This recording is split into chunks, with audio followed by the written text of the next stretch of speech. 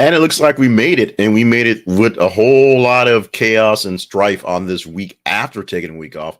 It's been it a struggle to make this thing work properly. Of course, we were engaging, getting some new things in, and taking some old things out, making some things hopefully work better.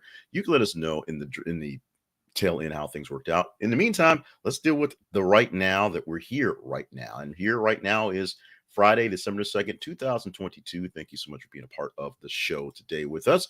Stop by our main website, which is thisisaconversationproject.com. This is a conversation project.com for more details about what goes behind the scenes of the Conversation Project. That makes me able to run this thing down at just 1 minute instead of 3 minutes, explaining what's going on. Here come the 8 stories for this morning that we deem, you deem were conversational. We deem were the most conversational, the best narratives to talk about. This is going to be kind of a weird one because it was kind of a rough start for the morning. Let's start with story number 1, and this is one that has been basically been following all day long. We had 3, maybe 4-ish headlines that basically fit this thing. So I'm going to go into a bunch of different things into this story here. CNN fires Cillizza, Robin Meade, Alison, Kosik, Alex Freed, Martin Savidge, Mary Ann Fox. That was this headline here. Across the day, yesterday on Wednesday, or yesterday, 2 days ago on Wednesday, it was essentially announced that the layoffs were happening. On Thursday, you will start seeing information coming through. And there's also articles about whether that was really a good thing, just giving people basically 24 hours notice that people were being laid off. Of course, Twitter's had that issue for quite a few times in the past couple of weeks. Yesterday, we started seeing messages from people who were, saying their last days were here. A very loving message from Chris Cillizza, one of the Washington correspondents. Also, loving message from Martin Savidge saying that this thing may be over, but the journey's not. Some of these people here listed: Chris Cillizza, of course, a analyst, big time analyst for stuff like Alison Kosik, Alex Fields, Martin Savidge, Marianne Foy Fox were people who handled actual news coverage. Martin Savidge back and forth back to CNN after being away for a little bit. Robin Meade, the real story here is the fact that Robin Meade, an anchor on HLN, doing a 3-hour morning show there, where CNN is essentially giving up on HLN. Period. No more headline news, no more nothing there. They're killing all the live shows over there, and they're taking all of the true crime drama stuff, which is basically the rest of the day, and they're turning over to Discovery ID, something that was basically already planned, but now we're knowing that. The fact that the live stuff is gone is the big shocker there.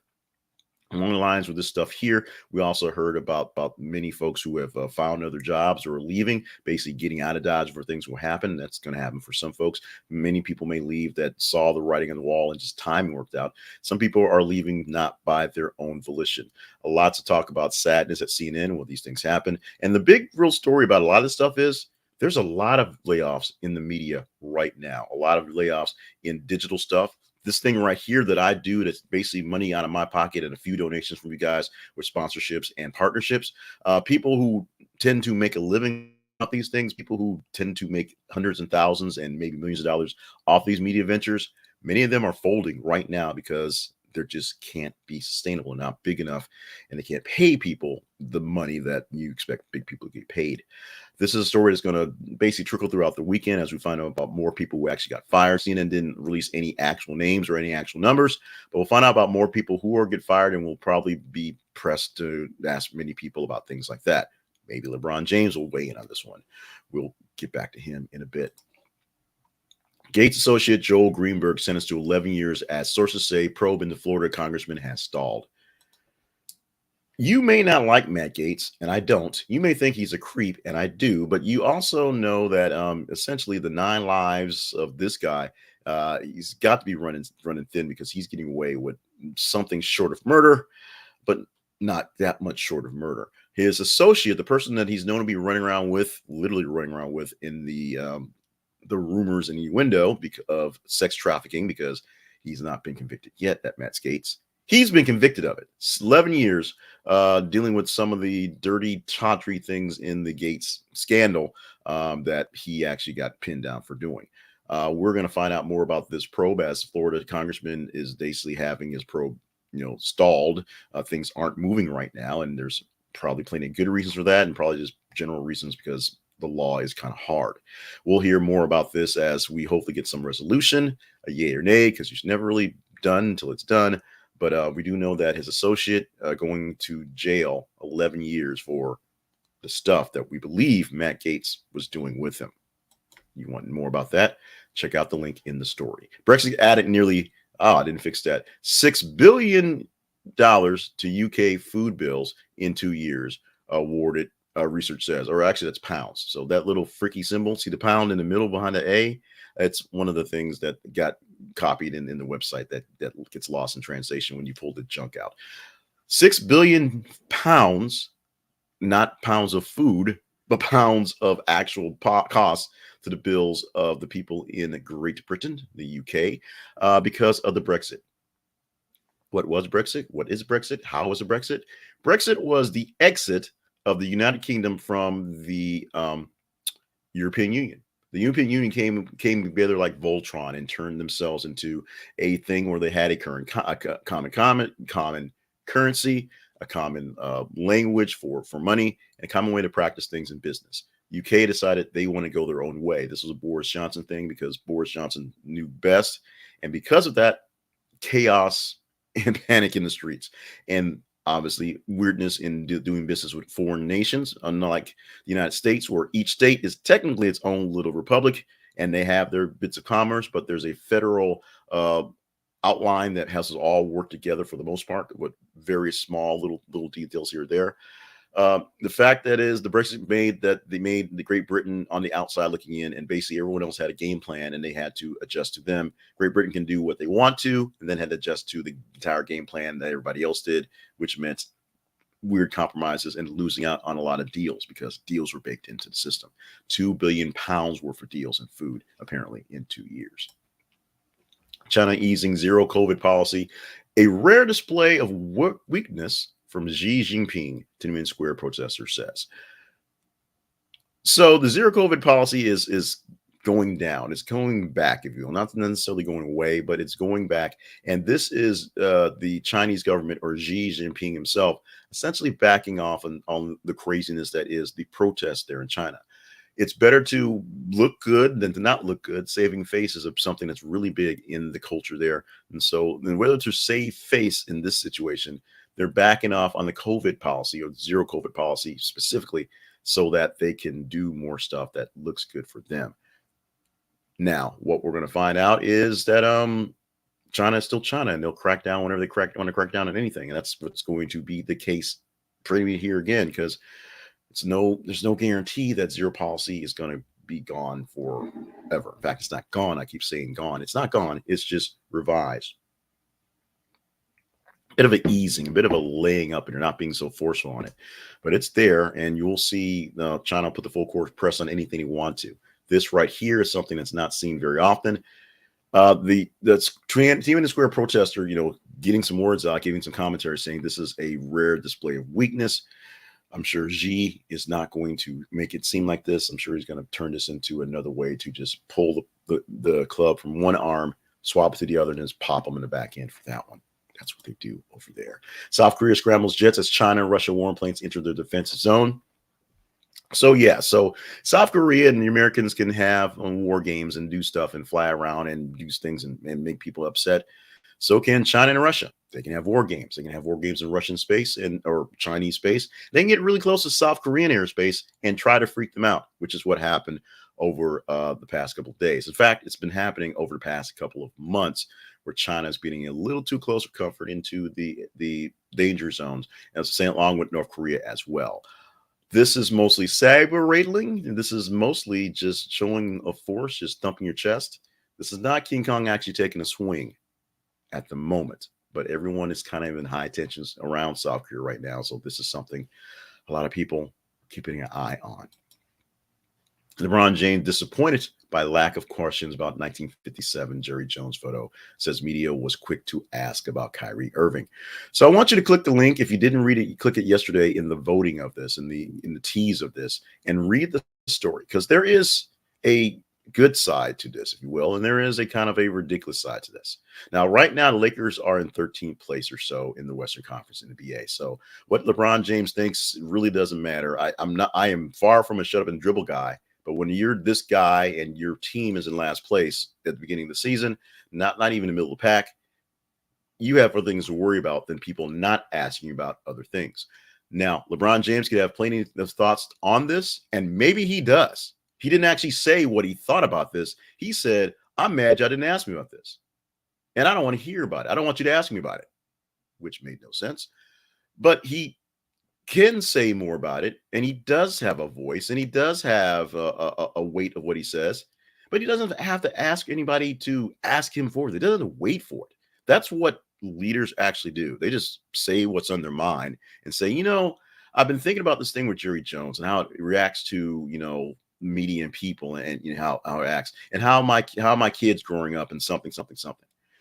No one asked him about TJ Holmes and Amy Robach, because it doesn't matter. No one's asked him about the crisis with the train strike.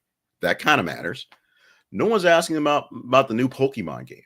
Maybe that matters, because they can't ask him about every single thing. Everything's not on the table because he's LeBron James. He's not President Biden, where they can throw out pepper questions of randomish stuff that may affect things. He is a basketball player. He's an entrepreneur. He knows Kyrie Irving. Those are reasons to ask him about Kyrie Irving. He's maybe friends with him. He's been partners with him at the basketball court. He has said things about the Cowboys and then said kind of things against Jerry Jones, basically when the kneeling stuff happened, which was him saying, I am stating a statement out there. He can say anything he wants about Jerry Jones that he wants to when he wants to, but he has to say it. He can talk about anything he wants to. He has to say it. I can talk about anything I want to, but I have to speak it. No one's asking me to do this. So no one's asking me these questions, but I say them. I speak them. I put my mind out there. I put it on the internet for no one to read. You know why? Because I have an opinion and I think it's valid and it's out there. And sometimes it's validated, sometimes it's not heard, but that is it. LeBron James, if he speaks, people will hear him.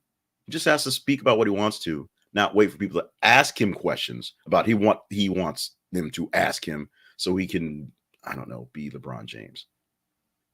Lakers, third to last place, Western Conference at the moment. It's early, but they're losing. Deal struck to avert freight rail strike with Senate votes set this afternoon. Senate voted that afternoon. They put a deal in place. They put some pressure, if you will, on the unions to buckle up, come together with the unions and the labor leaders and the management for the train strikes. The problem with the train strikes is there were not just one union, there were multiple unions, and about 5 of them didn't like what was happening with the last big deal given to them. And obviously you never get everything you want in the negotiations. It doesn't work that way. But the big striking point, the big thing that was really a deal breaker, or was the deal breaking part, was paid time off, or sick leave specifically.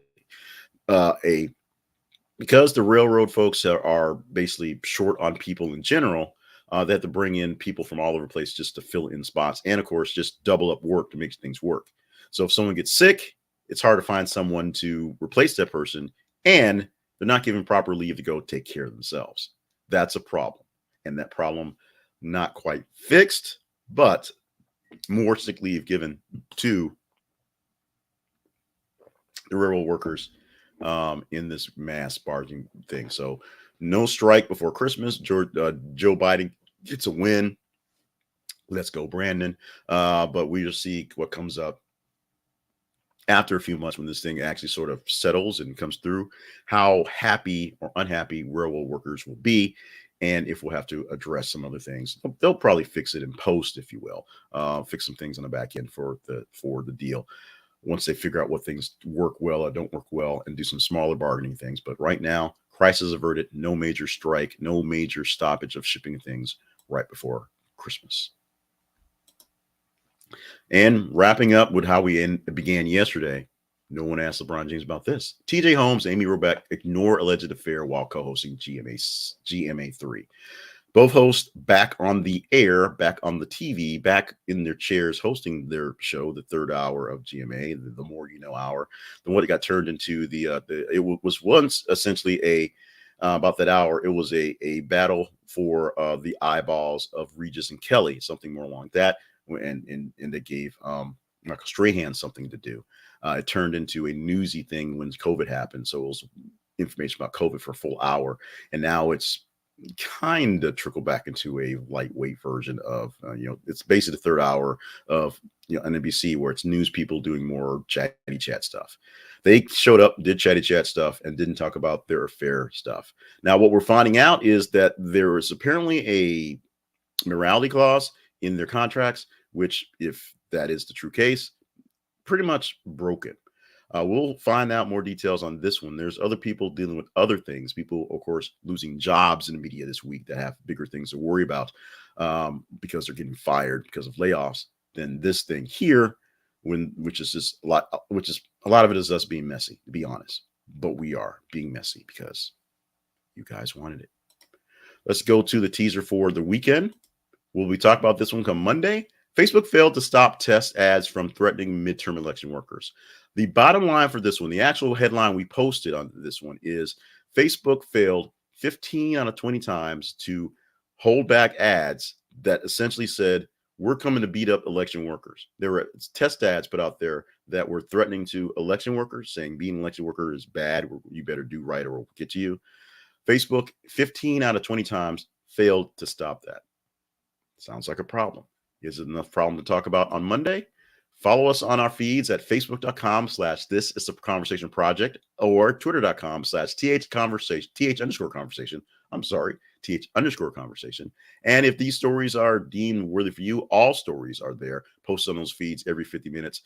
Like them, love them, hate them, share them. The more engagement you give to a story, the better chance it shows up on Monday, or any day, if you will. Come Monday, because we have Friday, Saturday, Sunday, and a little bit of Monday, we're going to have about 90 or so stories to choose from. So we're going to pick from the top 30 stories engagement and give you 10 from there. The rest of the week, it'll be the top 8 stories pulled from the top 15 from about 30. If that's way too much mumbo jumbo, just go to the feeds, follow us there, and you will just like the stories, and we'll give you the stories that you guys said were conversational. You guys said were pretty good.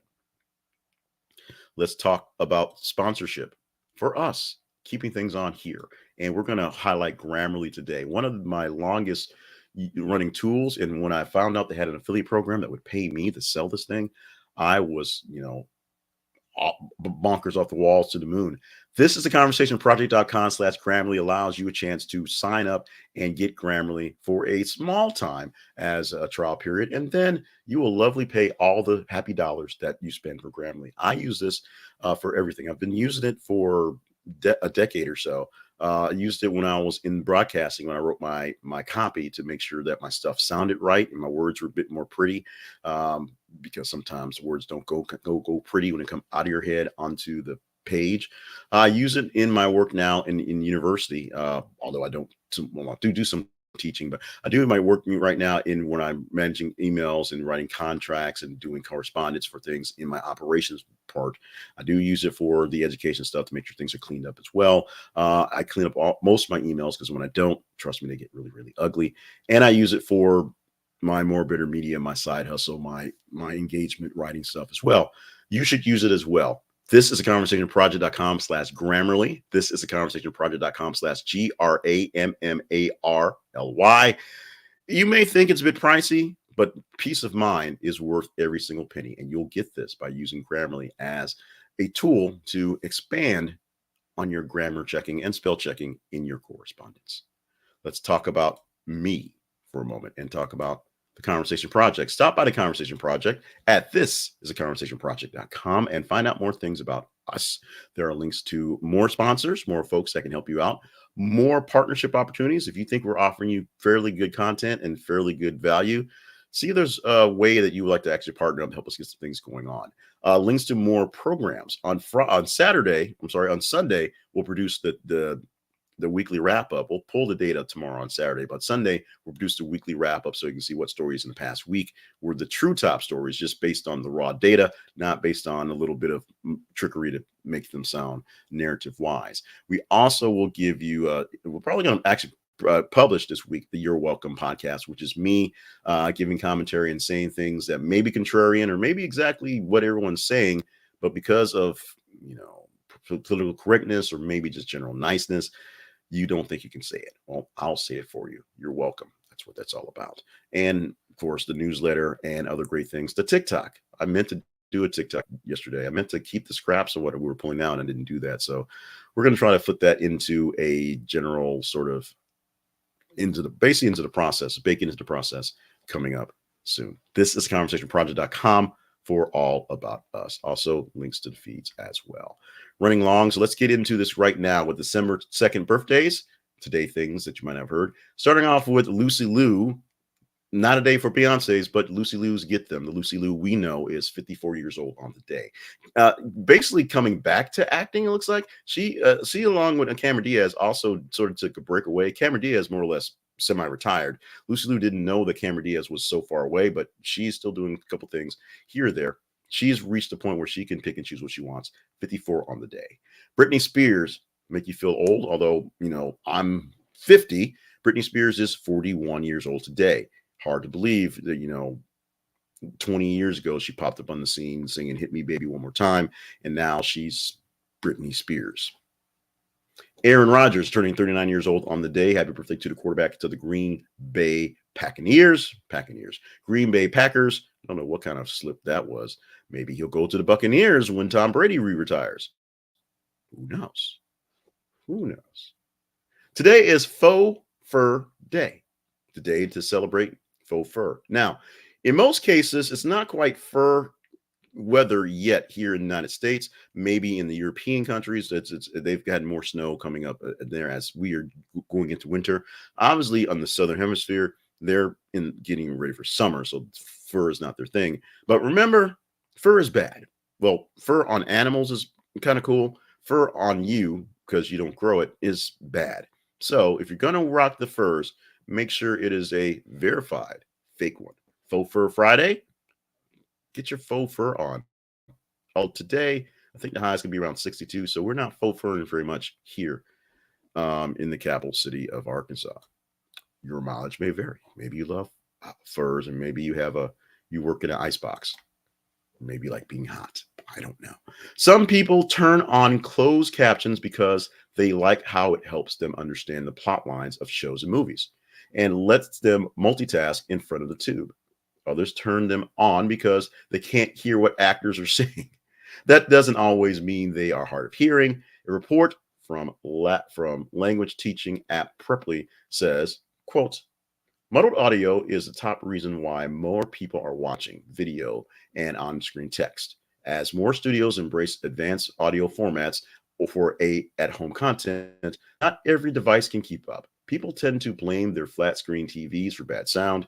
The tube TVs of decades past had front-facing speakers that sent audio towards you, while the new super-thin models have speakers that are behind the screen or point downward, bouncing sound always away from you. But your TV is just one of the culprits. The rest of the problem lies within virtually every other step of the audio process, from a studio's production choices to the devices used to watch the content. Something I picked up on, which was just kind of a random thing from watching the Hulu show Reboot, and hopefully I'm saying the right network, Hulu show Reboot, which is essentially an inside show about a reboot of a show from the 80s, is they had a episode where they had the characters having to redub some of their scenes. They're just sitting there watching videos of themselves and they're retaking the audio. It's something that I know is common in movies because they do back and forth different cut takes. So I didn't think about it for that end. And it was a guy who just could not say his lines. And he just kept butchering the lines over again. And then the brand new actors that they just pulled off the street was able to do them perfectly. And the joke was the guy was always terrible at doing it, even back then and now here. There's a lot of muddled audio in things going on. Something that's really curious right now, the current show 1877 on Netflix about the ship and the space aliens or whatever. Hopefully, I'm not spoiling anything. I haven't watched it yet. It's some weird science fiction stuff. But because it was dubbed in German and a lot of this actual original audio was German and Japanese, I believe. Watching it dubbed in English freaks out the language because the language doesn't fit. You see this on Netflix when you watch something that's dubbed and you see the words are different because it's a translation of the translation versus when you actually try to say it, people used to say words differently. Things translate differently in different ways. The way you speak it and the way you read it are different. I'm going really long here, so I'm sorry about that. But that is what's going on this. A lot of people are turning on closed captioning. One, because we are getting harder of hearing. So a lot of people are actually need it. And two, because sometimes the way things get presented, it's hard to understand things. I know my wife will rewind things over and over again to hear that whispered tone to get what's going on. The fix for that is to put on closed captioning, even though that's, it is what it is. And this was what it was. This week did what it did. We're about to do what we're going to do. Friday, December 2nd, 2022. Let's go out there and have a great day. Oh, by the way, 23 days till Christmas. That's 25 minus 2, just in case you get lost on that one. We want you to have a great weekend. We want you to have a great day today. Make sure you are staying hydrated. Here's the mug. Staying limber and on task for all the grand things you have that are meant to be grand. And make sure that you are taking care of yourself in this holiday season. If you're a person who tends to get overwhelmed and needs someone to talk to, 988, call on your cell phone, text on the cell phone. They can speak to you 24/7 in English and Spanish. 988, don't forget that number. Billy, don't lose that number. In the meantime, I'm going to go probably listen to some Phil Collins and get ready for work for the final day of the work week this week. Big weekend ahead here in our household and pretty big weekend here in the city. And so hopefully you've got some things to do as Christmas time is once again here and the celebratory stuff is happening. Got a parade to try to catch up to on the weekend and all those things right there. So enjoy yourself, enjoy your day. Hopefully you enjoyed us. Let us know if you did not enjoy something. And we hope that you'll enjoy more of this come Monday.